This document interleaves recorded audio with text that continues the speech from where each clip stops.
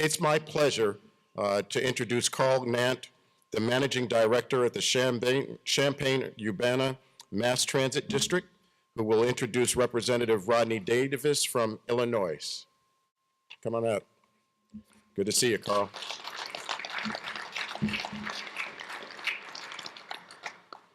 Congressman Rodney Davis is currently in his third term, and he's serving in the 13th District of Illinois, which is a large, sprawling 14-county district that covers both rural and urban areas.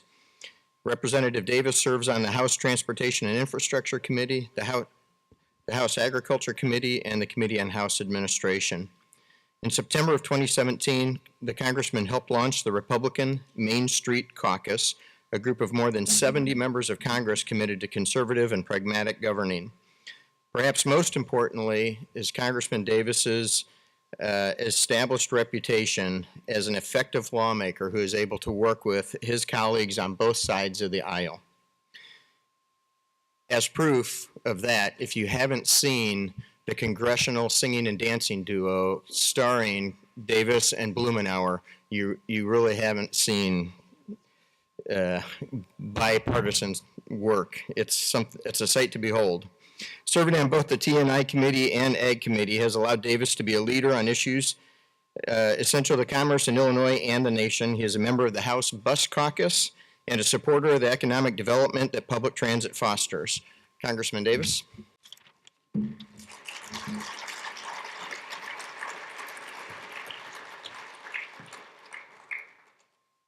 Just here's a warm-up act for Chairman Graves here, who just walked in. So, Sam, hey, good luck, buddy.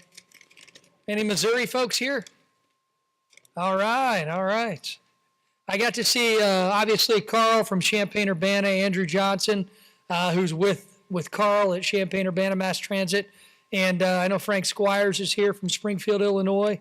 Any of the other Illinois folks here that I didn't get a chance to see? Let the record show the entire back area stood up. Thank you, Illinois. Hey, thanks, guys. It's good to see you. I'm sorry I walked by you without harassing each and every one of you on the way there, but I got laser focused on Carl. You know how that is. Carl, thanks for what you do, and thanks for the kind introduction. It's a privilege for me to be able to represent many of the ex-urban areas in central Illinois. And when a lot of folks in the district that I serve, the 14 counties Carl mentioned, when they hear the word transit, they don't really think that it applies to them. And as everybody in this room knows, that it surely does. I have a very large transit district because of the way my district is drawn. It encompasses many of the smaller urban areas that populate the rest of Illinois, outside of the northeast corner. I often tell people when they meet me, they ask, where are you from? Where do you represent? I say, I represent Illinois. They say, well, you don't sound like it.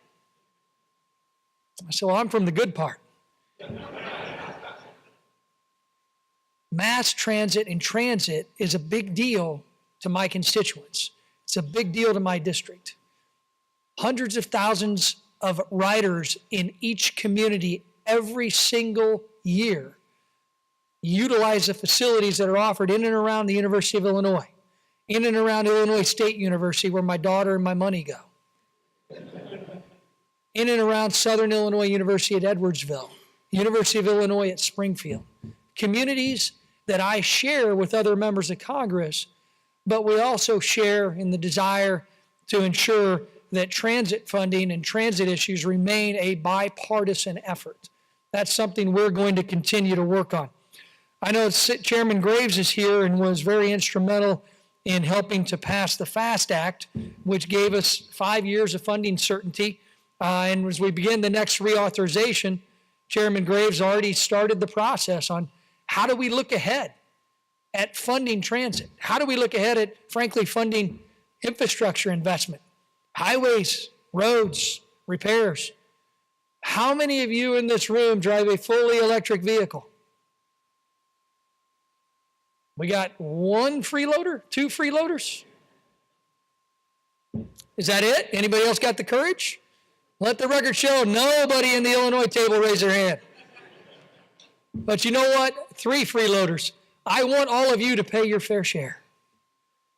And you know what? We need to diversify. How do we diversify? Well, think about this. If you have a 401k, I guarantee you nobody's going to raise their hand and say they invested in only one stock, right?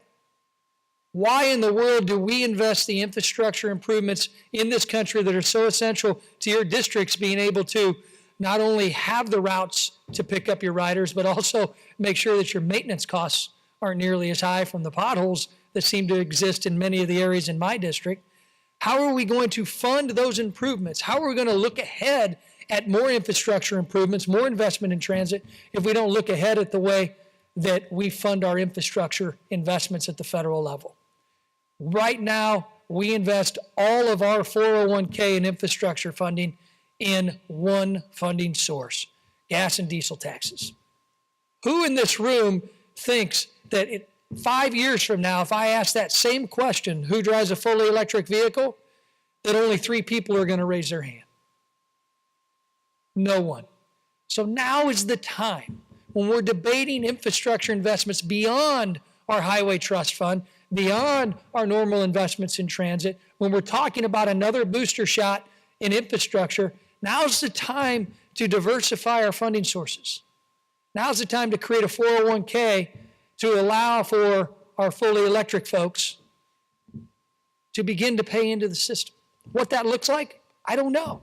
But that's why I'm so glad that Chairman Graves has begun the discussion with many people engaged in infrastructure investment and engaged in transit to begin looking at some of those other proposals.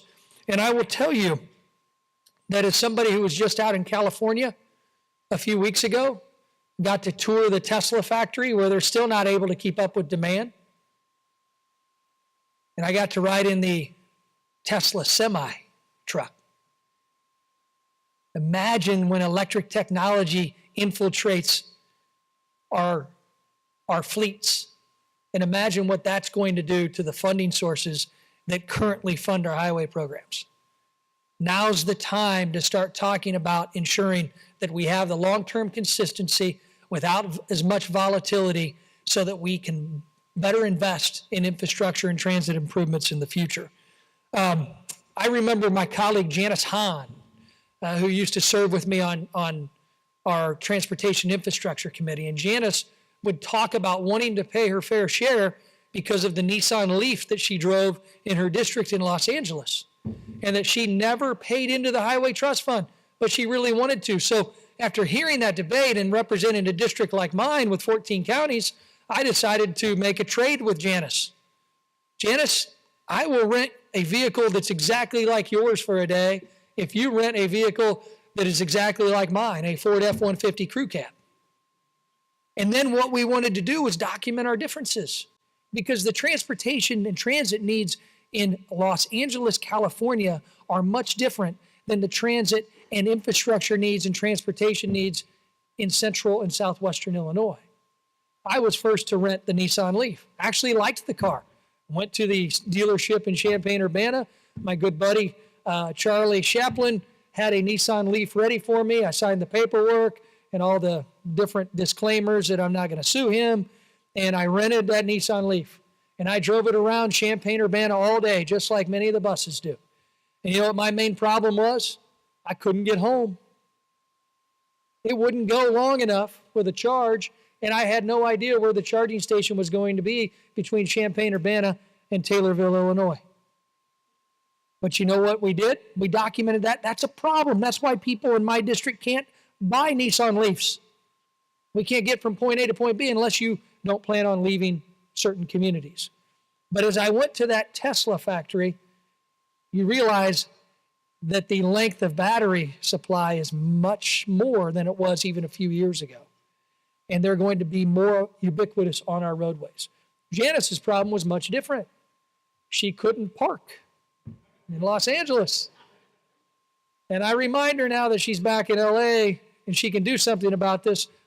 Janice, you've got to do something about Los Angeles discriminating against people who drive Ford F-150 Crew Cab pickups. Because when I pump gas, I lay asphalt. We're no freeloaders.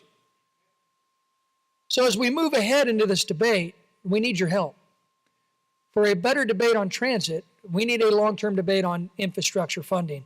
and we need your assistance in helping us come up with ideas to create that 401k.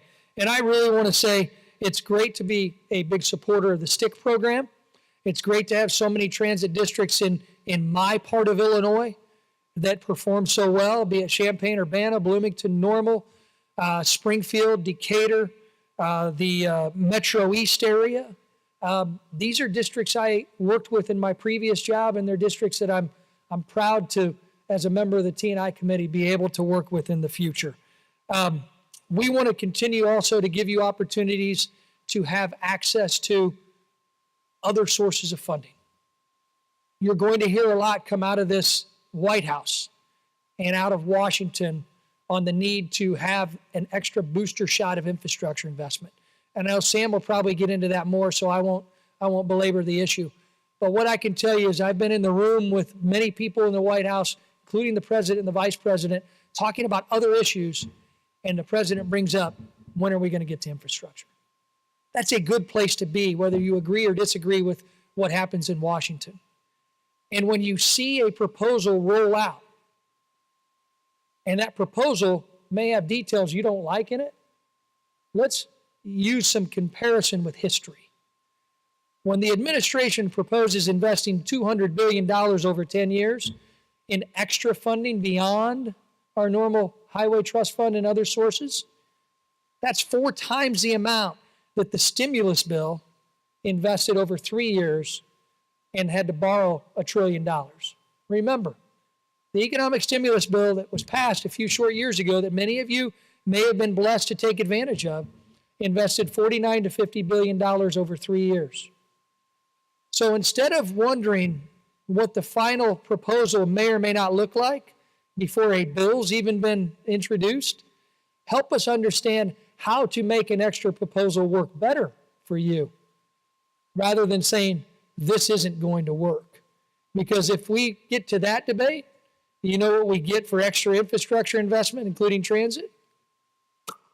Nothing. Help us advocate what's going to work. Help us advocate that we need investment in infrastructure. And I guarantee you, Sam and I are going to be able to come here with much more and many more successes in allowing you to expand operations in what you do in the areas that I serve and many of you and your members of Congress serve. It's a privilege to serve in the United States Congress. It's a privilege to serve on the T&I committee.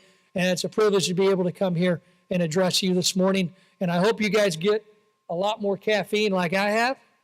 And it'll be a lot more exciting for your afternoon speakers too. See you later, freeloaders.